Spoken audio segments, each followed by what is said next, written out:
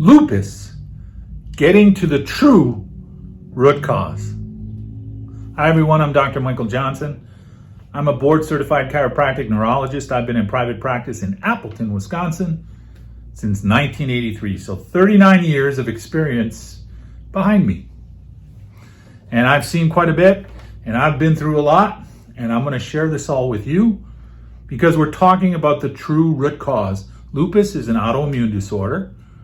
And so I'll just tell you what it is right up front. It's iron dysregulation.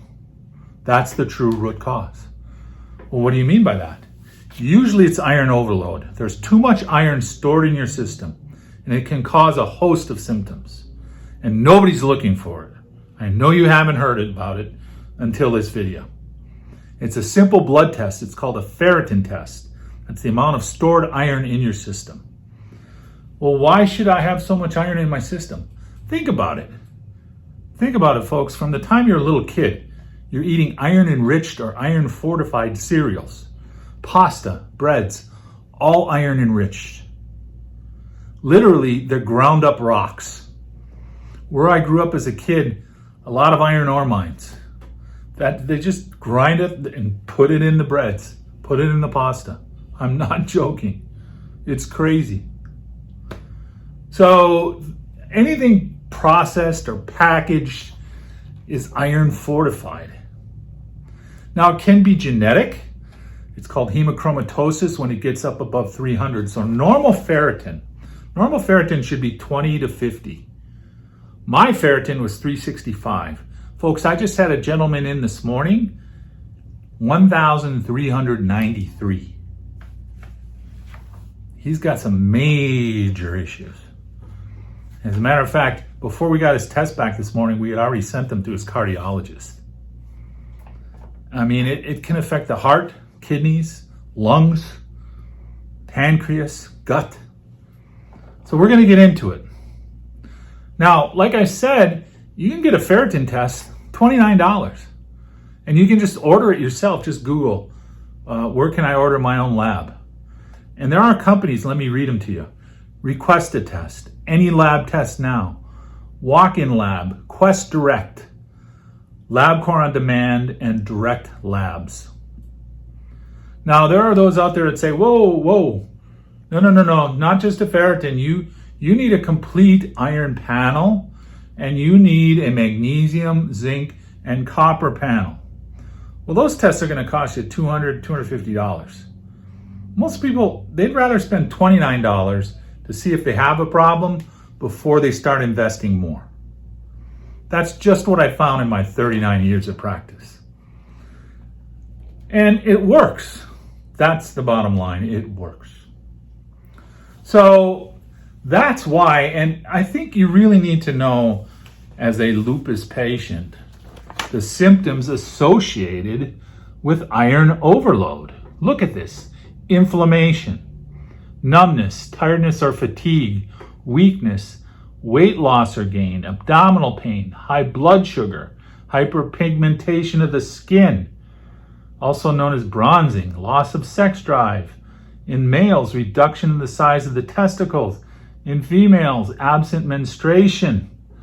If it continues, chronic pain, arthritis, liver disease or cirrhosis, enlargement of the liver, diabetes, severe thyroid disorders, heart disease, pancreatitis, high cholesterol, cancer, folks, cancer, stroke, and kidney disorder.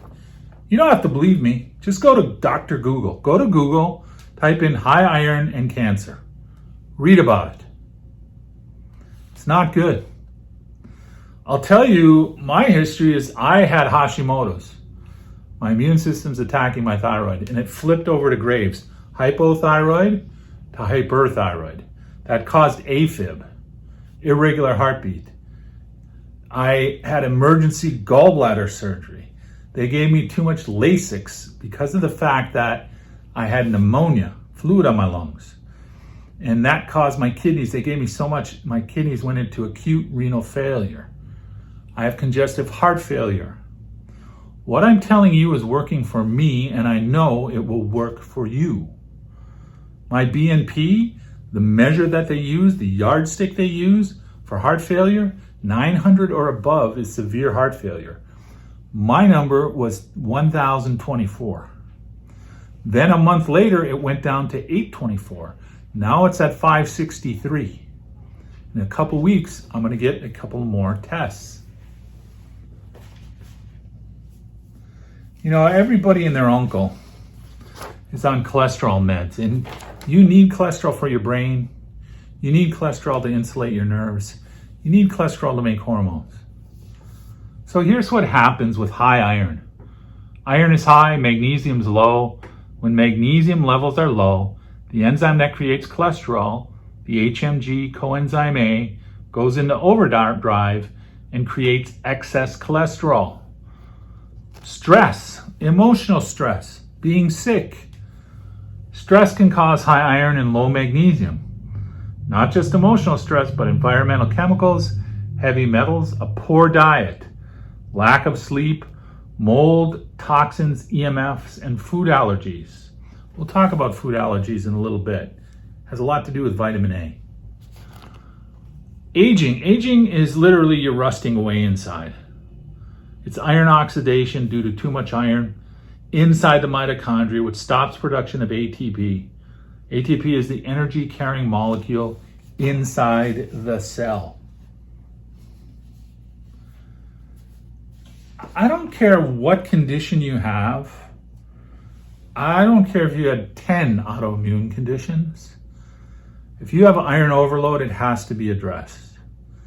If you have problems with glutamate, it has to be addressed. If you have problems with any number of things, mold, it has to be addressed. And you can say, whoa, you just said it's iron. You didn't say all these other things. Folks, I'm telling you, you can't leave any stone unturned. You cannot leave any stone unturned. We're going to talk about that a little more when we get to the genetics. So you run the ferritin test, $29. It's through the roof. It's $400. Now what? Well, you need blood work to assess the iron overload, like serum iron, saturation of iron, total iron binding capacity. Again, serum ferritin should be 20 to 50. If it's above 50 or below 20, you have dysregulation.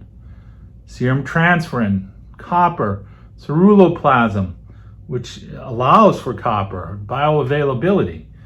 Magnesium in your red blood cells, zinc in the plasma, hemoglobin, vitamin A. Your vitamin A should be 3 times higher than your vitamin D.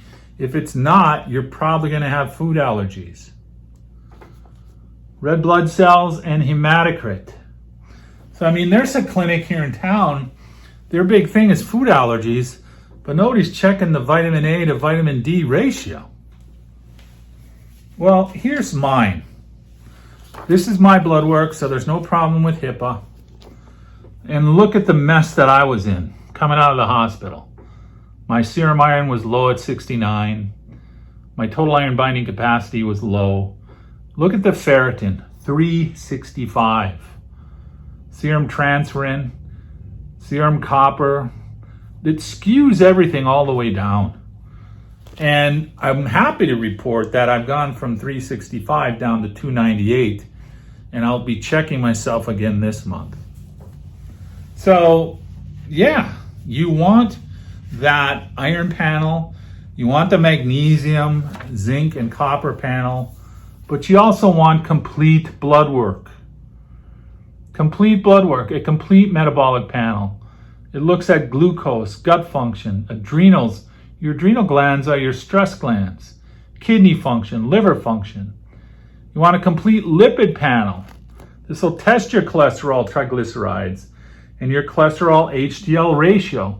So it shows your risk of suffering a heart attack, your HDLs and LDLs. You want a CBC with autodifferential. You want a complete thyroid panel because the thyroid drives a metabolism. And then you want to look at inflammation, homocysteine and C-reactive protein. My homocysteine, normal should be 6 to 7. It was 24.4. This is serious stuff. I'm living it. Well, you're going to get that blood work back, and you're going to get this. It's literally a book. Look at this. You get this big honking, give that to your MD. This is what we give you. This is my initial blood work coming out of the hospital. In red, they're lab ranges. Lab ranges are a lot broader. And in yellow, those are the abnormal functional ranges. So let me give you an example. Liver enzymes, AST, ALT. The lab range is 0 to 40. The functional range is 18 to 26. Actually 15 to 26. So should you wait till you get to 35, but you're still within the lab range, but your liver's heading south? Or should you address it then and support it? So we don't cure or treat anything, we support the body to allow for maximum healing. Well, we've mentioned the testing that you need, but there's one more. It's genetic testing. You see that iron can combine with hydrogen peroxide, H2O2. I wrote it down here. And that's called a hydroxyl radical. Very toxic. It's a Fenton reaction. So that's why I say you want to look at not only iron, but glutamate, histamine, mold, homocysteine. I just told you mine was high. Dopamine, sulfates, and something called an NADPH steel. You can say, hey, whoa. You just said this was about iron. I did. Iron's an important factor, but it's a starting point. It's not the end point. You got to turn over every stone because it's the one thing you miss that lupus patient is going to have problems with down the road. So don't miss anything. I mean, I started consulting with doctors in 2006. I've preached since then that we don't leave any stone unturned. And you can't. And I'm proud to say a lot of doctors in our group feel the same way. So look at genetic variations can cause inflammation. They affect detoxification pathways, brain chemicals, hormone levels, organ function, vitamin and mineral levels. Again, don't leave any stone unturned because those SNPs, those genetic variations, some people call them mutations, they reduce function. And it's a slow, gradual slide. So, well, talking about genetics, I think you should give credit where credit is due. So I started with genetics in 2013, 2014 with Dr. Kendall Stewart. He's an MD down in Austin. Then I picked up with Dr. Ben Lynch. He's a naturopath out in the northwestern part of the country. I think it's Seattle. Then Dr. Mark Harris, who's another great gifted physician. And then now, finally, looking at Dr. Bob Miller. Dr. Bob Miller has really put some great things together. And I agree with Dr. Miller that you have to treat the patient as an individual. You could have 2 lupus patients. You could have 10 lupus patients. And yet, they all have different SNPs. They all have genetic different variants. They all have different blood work. You can't cookie cutter approach anyone. And so there is a really good book it's called Cure Your Fatigue by Morley Robbins. Excellent book, and he talks about mitochondria. Doesn't talk about supporting it nutritionally, which I kind of disagree with, but it's a great book. But he uses a cookie cutter approach, and I don't think he can do that. There's another book by Rick Malter. He's a PhD, Strands of Health. Another excellent book. Ray Peat talks about iron overload. I don't agree with how he manages it. I have a really great friend. His name is Dr. Robert Selig, and Dr. Selig's down in Chicago. I call him the master of minerals. I have another really great friend. His name is Dr. Joel Rosen. He's down in Boca Raton, Florida, and he's the adrenal ninja. And, we're all working together. I mean, there are so many sick people out there. We can't help them all. I wish we could. But, yeah. So about now, you should be saying, well, Dr. J, how do I know if this will work for me? Well, the answer is right here. Get that ferritin test. That's a starting point, $29. Any lab test now, just Google, order my own lab near me. And if it's high or low, if it's above 50 or below 20, we need to dig a little deeper. We need to open up that Pandora's box and get to the bottom of it. We can't leave any stone unturned. And you can say, well, I have other conditions. Will it work for them? I don't care what the chronic condition is, folks.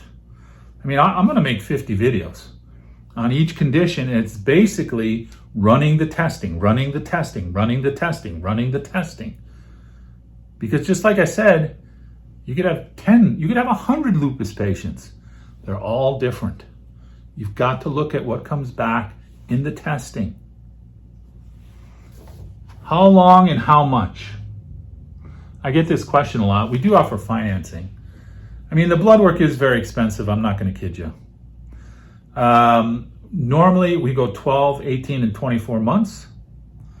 We charge $11,995 for 12 months, $14,995 for 18 months, and $19,995 for 24 months. Again, you go to the hospital and have this testing, it's $5,000, $6,000.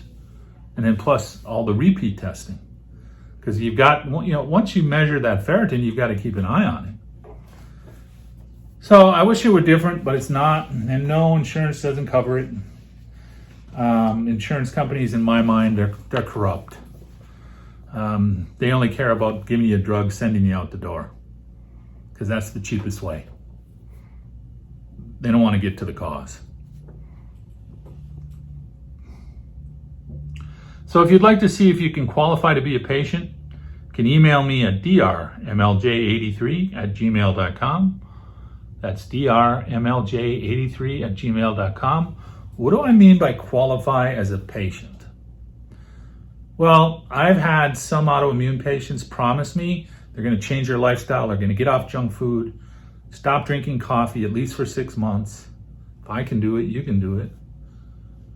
And then I find out they're drinking a 12-pack of Mountain Dew every day. They haven't changed anything. Or I've had COPD patients who tell me they're going to quit smoking. They won't quit. They can't quit. I don't want to work with people like that. I'm way too busy. See, you expect me to sprinkle fairy dust on you and you're going to get better. You got to meet me halfway.